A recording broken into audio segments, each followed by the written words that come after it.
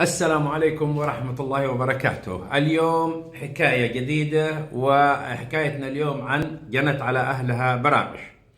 وقصتنا اليوم تقع في أحد أو في أرياف اليمن، قبيلتين متصارعتين، قبيلة طاغية وكبيرة وقبيلة صغيرة مكونة من قرية. فهجمت القبيلة على القرية للقضاء على القبيلة الأخرى، لكنهم هربوا ولجؤوا إلى الكهوف أو أحد الكهوف، وكان معاهم كلبة اسمها براقش.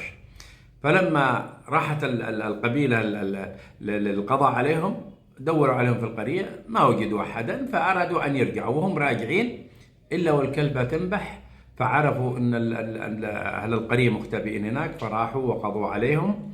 وكانت حكاية جنت على أهلها براقش هي هذه الحكاية. لكم مني أجمل التحايا وإكسبلور وكومنت، والسلام عليكم.